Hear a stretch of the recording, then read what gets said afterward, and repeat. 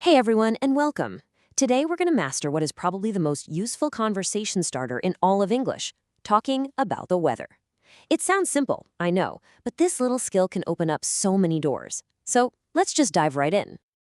You ever have that moment? You're in an elevator, maybe waiting in line for coffee, and you want to say something, but your mind just goes blank? It's a super common feeling, but luckily there's a really simple fix. And that fix is talking about the weather. It is the perfect icebreaker. Why? Because it's something we all share, it's totally neutral, and once you know the basics, it's just so easy. It's an amazing tool for kicking off a simple, friendly chat in English. Okay, so let's get into the essentials. First, we're going to learn exactly how to ask about the weather, and then we'll go through all the keywords you need to describe it perfectly. To get started, you really only need two basic questions. The most common one you'll hear is, "What's the weather like?" But a shorter, more casual way to say it is just, "How's the weather?" They both mean the exact same thing, so you can use whichever one feels right to you. And the best part? The answer is even simpler. It doesn't matter if it's sunny, rainy, or snowing. Your answer is almost always going to start with these two little words. It's. This is the foundation for everything else. So what comes after it's? Well, here they are. These are the 7 most common words you're going to need. Think of them as your building blocks for pretty much any weather conversation. Let's break them down one by one. First up, sunny. This one's a piece of cake. It just means the sun is out and shining. If you look outside and see blue skies, you can just say, "It's sunny today." Easy, right? Now, the opposite of sunny is, of course, cloudy. This is for when clouds are covering up the sky. You can even add a little more detail, like saying, "It's cloudy and gray." Next, we have rainy. You know this one. When water is falling from the sky, this is the word you need. If someone asks, "How's the weather?" you can just say, "It's rainy outside."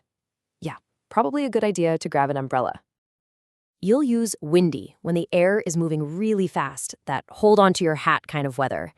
And notice how you can start combining words. You could say something like, "It's windy and cold." And for all of you in colder climates, we've got snowy. This describes the weather when all those pretty white flakes are falling. A perfect sentence is just, "It's snowy in winter." Okay, so that covers what you can see. But what about how the weather actually feels? Now let's talk about temperature. This adds another layer to your conversation. Let's look at a few really common phrases. If it's very cold, you can say it's freezing. If it's pleasant, maybe a little hot, you'd say it's warm. If it's a little chilly, you might call it cool.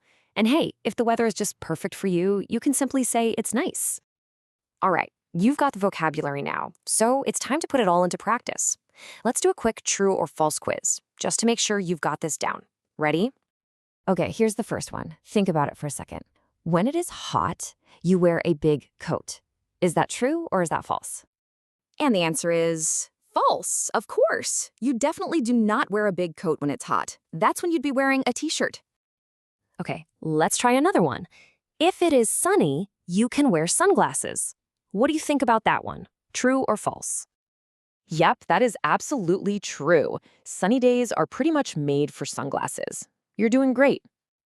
And how about one last practice question? Here we go. Windy means the air is quiet. Is this one true or false?